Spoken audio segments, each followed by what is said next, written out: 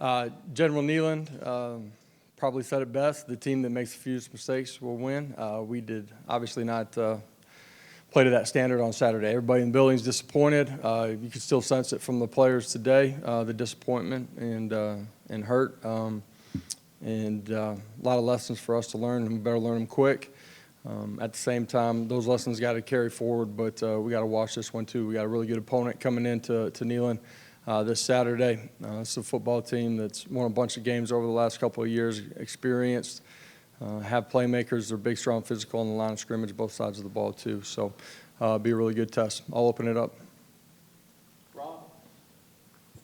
Coach, you mentioned disappointment in the building from the players and staff. Do you think a large part of that stems from just knowing how many self-inflicted wounds there were, how many mistakes? Yeah, you look at offensively in particular. We total self-inflicted wounds. That can be penalties. That can be unforced errors. It can be communication. Our percentage is way too high. It was on Saturday, and it really was the week before too. And so, that's why you move the ball at times, but you don't have very many points. And we got to clean that up. You can't beat yourself. To the back, Sam, and then Adam. Is there anything that you can do in practice to help kind of prevent those self-inflicted wounds, especially the penalties, or is it kind of just a reset, refocus, and a focus on the discipline? Well, I do think you can't let one play affect another. That certainly happened during the course of the first half in particular. The communication things just, it can't transpire that way. And, that's us coaches being better. It's players being better. It's better up front. And at the end of the day, we got to find a solution to it. And, I told the players this today too. It's not the big things, and those are big things, don't get me wrong, but it's the subtle details in everything that we're doing. And, everybody can't take their turn of being off. And we got to become a unit that plays 11 together all of the time, defensively too, in particular in the first half. But we're fully capable. We need to take a step forward quickly. Just a couple questions on the Gerald Mincy situation. He didn't play on offense the other night. Was that punishment for the citation Thursday? Yeah, we just decided not to play him on the offensive side of the ball. And why did he play on special teams? We just made that decision. Will he be available to play on Saturday? Yeah, we got a long week here. We'll go through the week. Was Dylan Sampson available to play? He did not. He was. He's been a little bit nicked up, but he was available. Had plans of, having him in the rotation. And I think on both sides of the football, the flow of the game, in particular in the first half, probably we didn't rotate the way we anticipated going into the football game, and probably as much as we needed to, too. And how did you assess the offensive line when you went back and watched the tape? At the end of the day, just not as consistent as we need them to be. And that's really the entire offensive unit. I thought the wide receivers took a step in the right direction, from how they had performed the previous weeks. But collectively as a group, just not as consistent as you need to be to go on the road, to play a good team, and be able to move the football and ultimately score points. Like the self-inflicted wounds, that goes into how you're scoring in the red zone too. And it's not a game of unlimited opportunities. You got to maximize them. You can't put yourself in first and 20 and try to play ball. Yeah, defensively on third down, were they doing anything to cause you guys problems with shifts and movements? Was it bad communication? Was it just simple physical execution?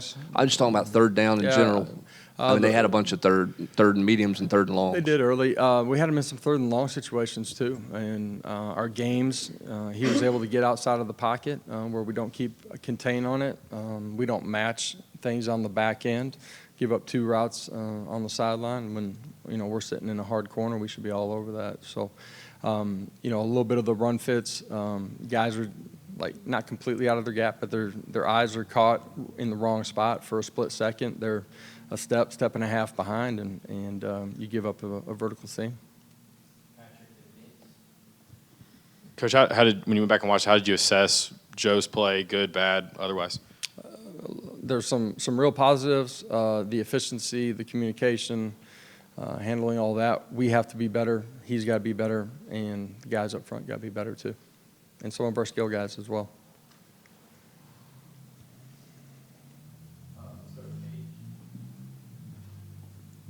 You mentioned that not everybody can have their turn to be off. When you look at the first 3 games, is the needle moving on kind of what the biggest issue is, or is it kind of the same few issues every game?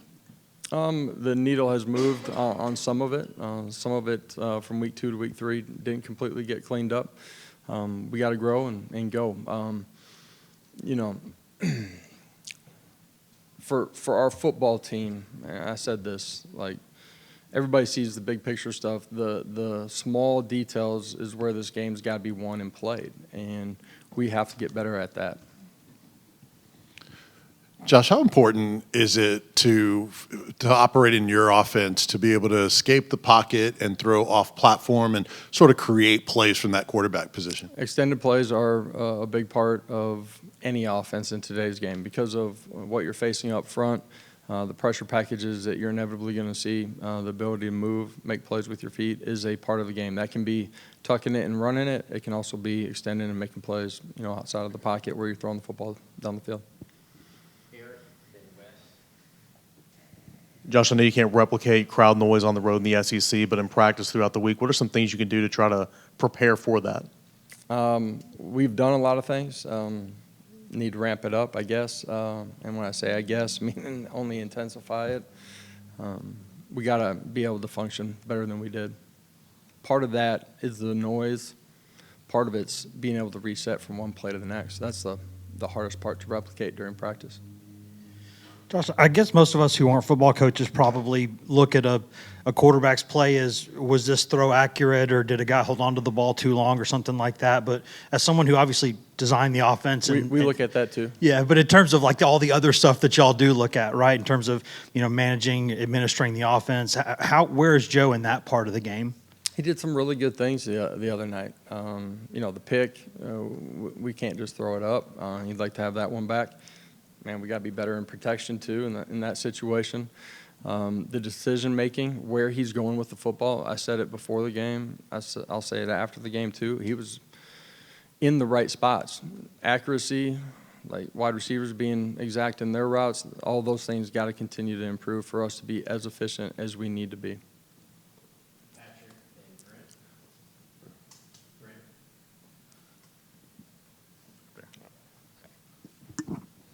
Josh, on the short yardage stuff offensively, I know that was a point of emphasis heading into last year. You guys were good. You've had some opportunities in all 3 games in 4th and short, and it's not gone well at all. What do you look at there? What's kind of happening in 4th and short? Yeah, some of those scenarios are different as far as what happens. A lot of it, we internally, like, we have to execute what we're doing. And that's where we're targeting, how we're targeting them, the fundamentals of it. We have to execute better in some of those situations. Some of those things we've practiced those exact looks. And at the end of the day, coaches and players, we got to get to where we need to be. You have to execute on 3rd down. 3rd and short should be a situation where you're picking it up, 90% of the time. And we got to be better in those situations. Early in the week, but what does UTSA look like on film and in your studies, and how different are they offensively from one quarterback to the next? They play 2. Yeah, I haven't studied a ton of them on the offensive side of the football. I have watched them, in recent history. The quarterback that is their starting quarterback is a special player. It's a football team that's won 2 back-to-back conference championships. They've won 10-plus games the last 2 years. They've lost a couple of close ones this year, but they're a really good football team. They play extremely hard. They play with really good fundamentals. They make you beat them. This is a really good football team that's coming in Neyland on Saturday. It feels like you guys are moving it between the 20s, putting up quite a bit of yardage, but failing to get into the end zone. What do you think is holding you back? And then once you went back and watched the film, what did you like out of what Ricky Gibson gave you the other night as a freshman? The efficiency in the red zone, the lack of it, and it's been a huge part of our success since we've gotten here, directly correlates to the self-inflicted wounds that I was talking about. That, like, you can't beat yourself. You're playing a good opponent. Like in a boxing match, they're going to hit you once in a while. You got to hit back, but you can't just give them free rein. And when you put yourself in those types of situations, man, it's really difficult to overcome. That's true in the open field, but it's really difficult when the field starts restricting. We're capable of being better than we are. We got to get there quickly. Ricky went in the ball game. He's somebody that is continuing to gain trust from our coaching staff. He's athletic. He's done a good job on special teams. Got an opportunity to play some on Saturday night on defense. I said it to him today. We need him to grow quickly. After the game on Saturday, Brew McCoy said a loss like that can light a fire under the team. Have you seen that urgency since getting back from Gainesville? And we're just getting going in this week. The first thing is it better hurt and better matter. You could see that from our players yesterday and today. I think I said it earlier. At the same time, all those lessons got to move forward, but you also got to wash this one clean. You know what I mean? When our players come back later today, we got to move on to the next one. That'll be really important for us as a staff and as a program. Josh, you had talked the first couple of weeks about liking the tackling on the defensive side of things. Safe to say Saturday was kind of a surprise, and when you went back and watched, what led to the tackling issues? Yeah, defensively, there were a couple times where we got out of our gap. And when I say out of our gap, not that we're completely missing our gap, just we're behind. And so, a linebacker being a step behind allows that double team to be thicker, them to climb up on the second level, and you create a vertical seam. And when I talk about the game being played in margins, those are the subtle details that I'm talking about that happen on the defense side of the ball and the offensive side of the ball. It's not a complete wholesale change. We just have to be more efficient in what we're doing. The tackling issues, in particular in the first half, some poor fundamentals, and a couple times where the effort's not very good.